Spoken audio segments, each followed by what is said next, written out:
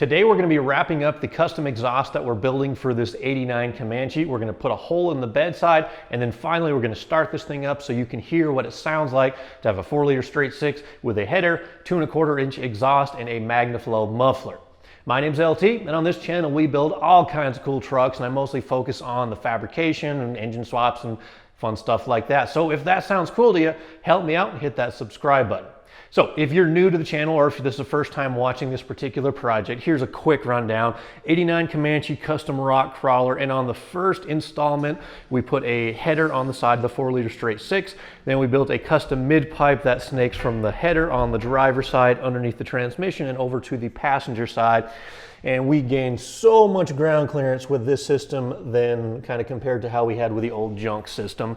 And since you guys have seen this, I actually took the time, I built a custom bracket to mount the rear of the muffler. There was no good hanger location, and I hate when hangers are just installed to the bottom of a bed, those little bed ribs on a pickup truck. I hate doing that. So I just took the extra time and I built a custom bracket. It's got 2 rubber isolators in there, so everything is mounted just kind of like a factory system would be, all isolated in rubber, and it'll be allowed to move around and stuff like that. So now really the only thing we have left to do is build the little tailpipe. Now we could just run a dump down and kind of let the exhaust go underneath the truck, but that does lead to a little bit more resonance, you know, when that sound kind of bounces off the ground and up into the bed. And also the owner asked for a bedside exit, which I think is really cool, and luckily there's plenty of room between the frame rail and the bottom of the bed to run a 2¼ inch pipe. So kind of how I'm going to get there is put a 90 in the back of the muffler. It's going to kind of point uphill. I'll then have a 45. This will kind of snake over the top of the frame rail. The frame will be somewhere right through here. And then finally, I'm not sure what I'm going to do on the end yet, but I might put a last 45 or a slight bend just so I can have a little bit of a slash cut on the tip. I don't have a ton of room behind the bedside with all the bracing and stuff that's back there, and I need to be able to, you know, get this exhaust system out without having a separate seam here. So anyway, this is kind of the plan. So what I'll do is I'll trim this one so I can slide it into the muffler just about all the way up to the bend. I'm not going to be using these little slip couplings here. Everything will be butt welded.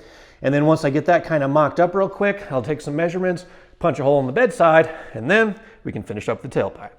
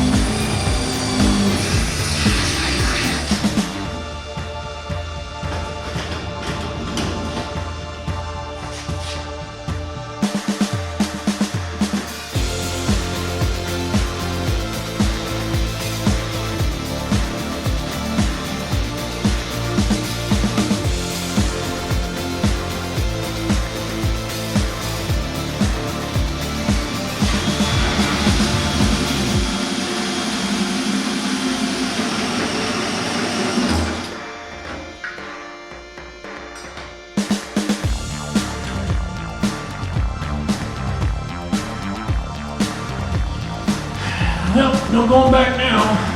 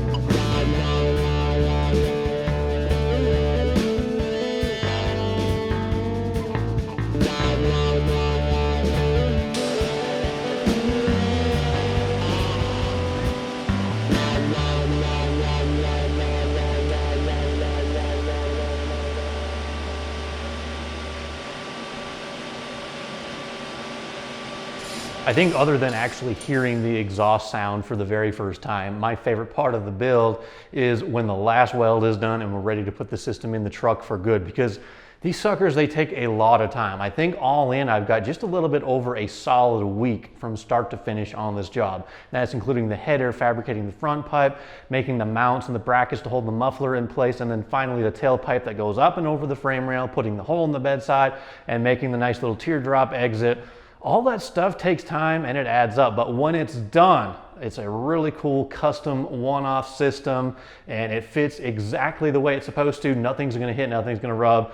And this system is ready to go back under the truck. Now, I haven't done any talking this whole time. I just kind of been working, so I wanted to get you guys caught up on some of the things that we had to take care of. First of all, the exit. The customer requested a teardrop, and this is kind of what we got right here. Now, these are really simple to make. All you got to do is start with a 90-degree bend like we have right here, and then just kind of cut like that along the dotted line, make it flat, and what you're left with is a cool little teardrop shape.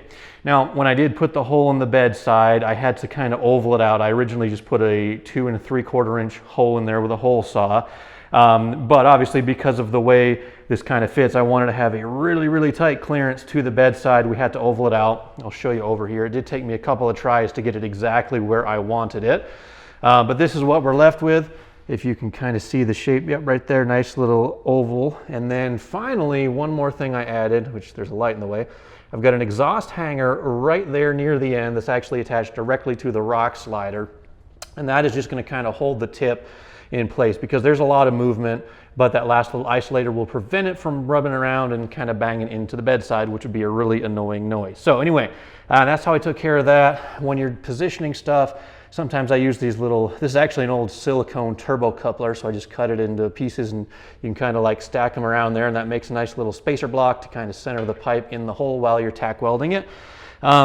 Obviously, whenever you're putting something together like this where the clearances are pretty critical, I always tack weld everything in place under the truck. So the muffler was in, it was clamped to the V-band up front, and then the pipe was sitting in the bedside using those little blocks that I just showed you. And then you tack weld it under the truck, finish weld it on the bench, and that way nothing's ever going to move around on you. When you put it back under the truck, it's going to be exactly where you want.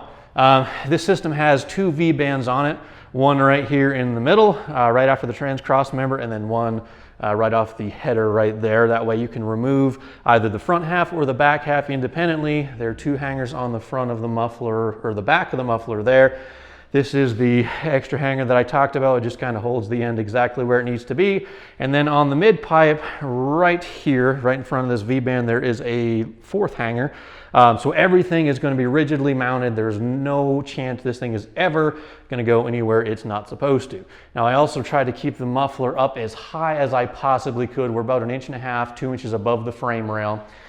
Because once again, this is an off-roader. There's a lot of stuff moving around and you don't want to smash this really fancy exhaust off a big boulder or something. So again, ground clearance, keep things in mind, like the axle is going to be moving around, drive shafts and stuff like that. And if you do that, you can pretty much build an exhaust for any vehicle in any application. It's just a matter of, you know, looking 3 or 4 steps ahead, saying what's going to move, what can I attach to.